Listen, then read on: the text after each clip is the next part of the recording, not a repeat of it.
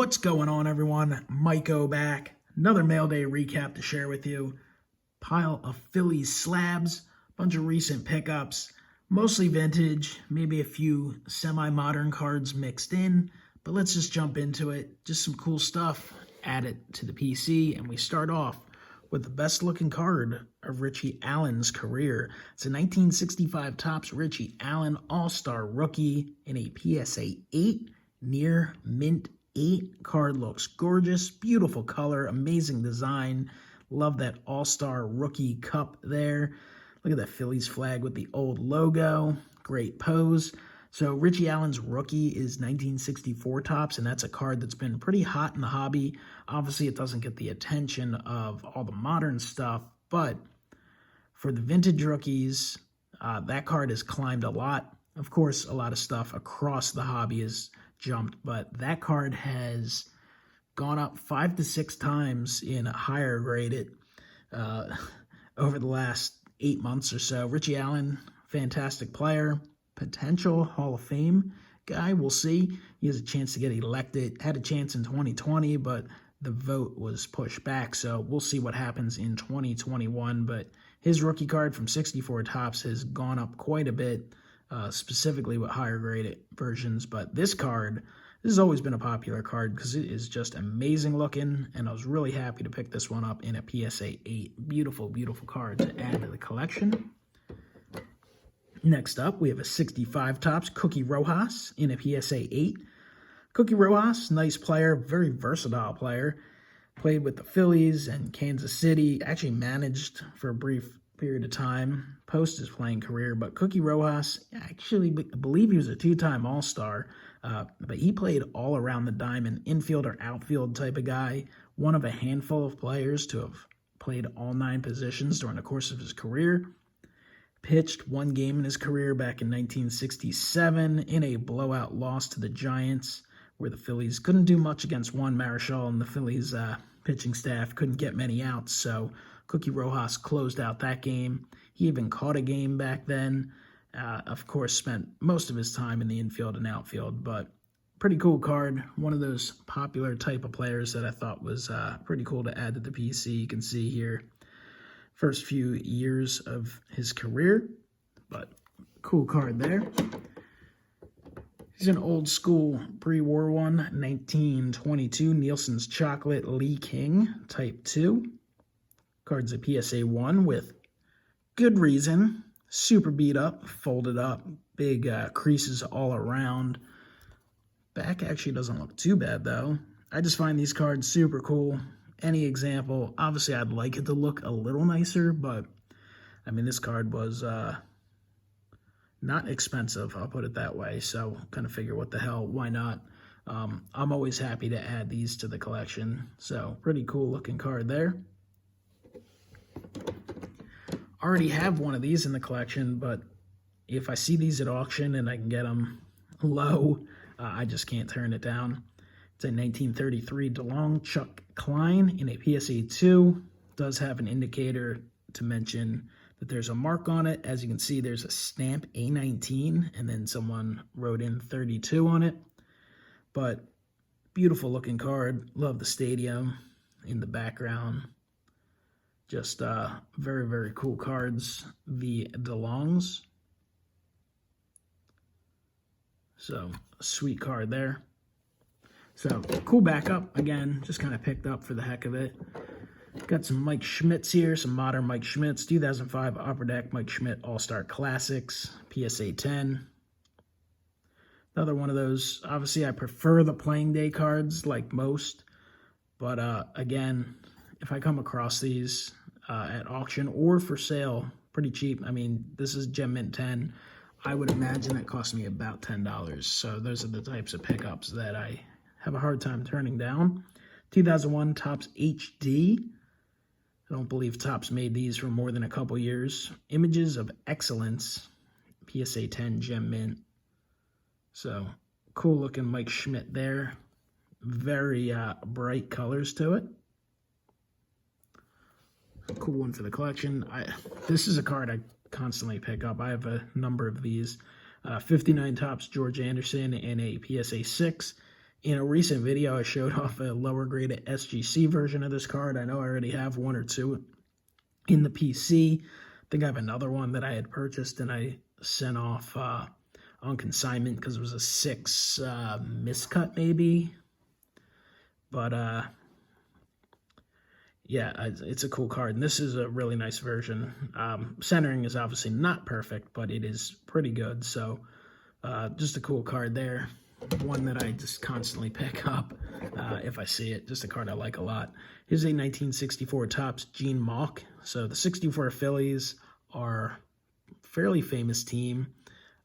Not for good reasons, but if you're a baseball fan and you don't know, just look up about the 64 Phillies team. So not a great moment in history, but one that I've heard a lot about from my dad and other older Phillies fans for the pain and suffering of 1964. All right, stack from the right. We start off with a 1970 Topps Lowell Palmer in a PSA 8. So another kind of infamous card here, Lowell Palmer with the sunglasses on, the shades on. And if you're a modern collector, if you're a set collector or someone who likes to break stuff, you might remember a Topps Heritage a few years ago, Pat Neshek, who's a big-time card collector, autograph collector.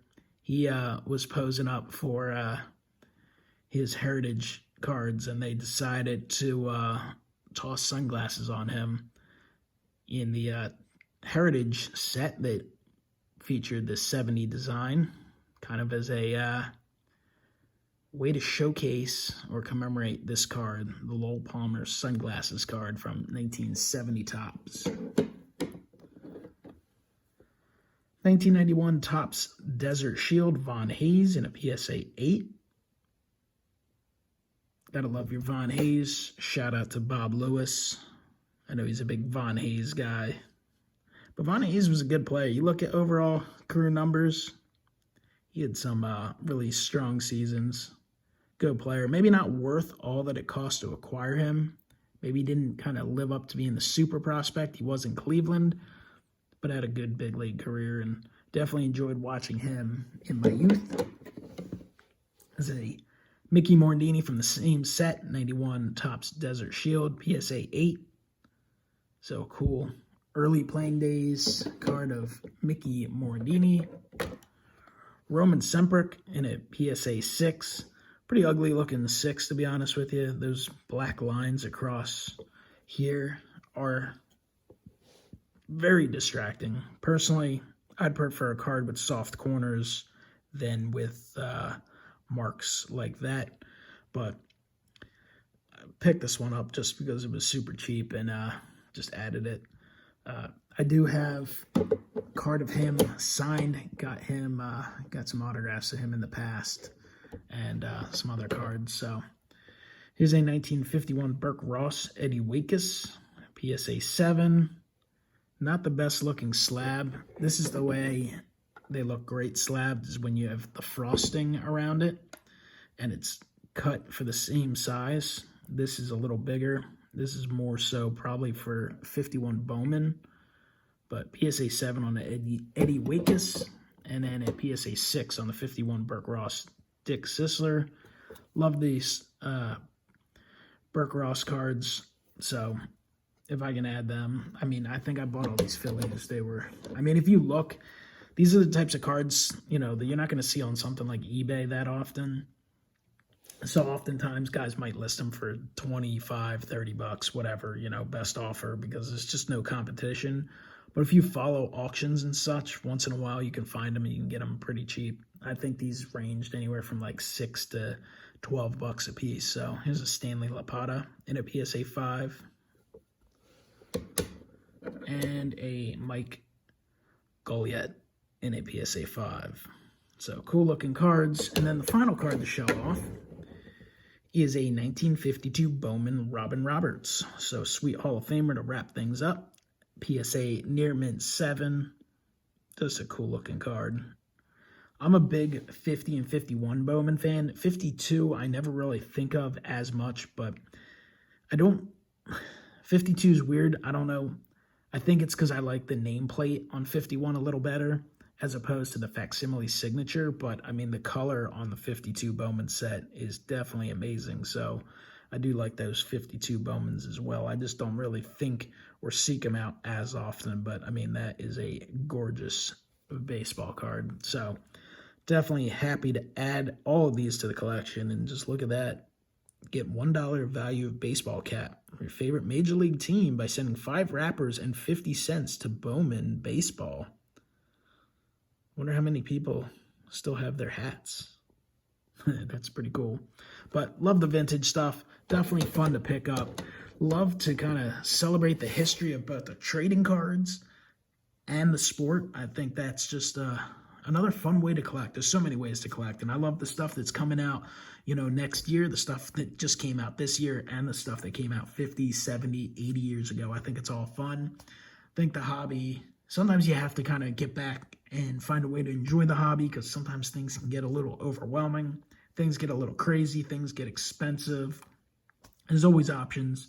Buy singles, buy cheaper wax, buy pre-slabbed cards. At least when you buy cards that are already slabbed, sometimes you can get ones that fit the PC at really good prices, as opposed to taking a chance, not knowing what kind of grade you're going to get, sending it off, and waiting 6 months or maybe more to get things reintroduced into your collection. So various ways to collect. This is the way I decided to collect with my recent pickups. Enjoyed it. Hopefully you guys enjoyed the video. Comment below. Let me know what you guys think, and I will talk to you next time. Have a great one.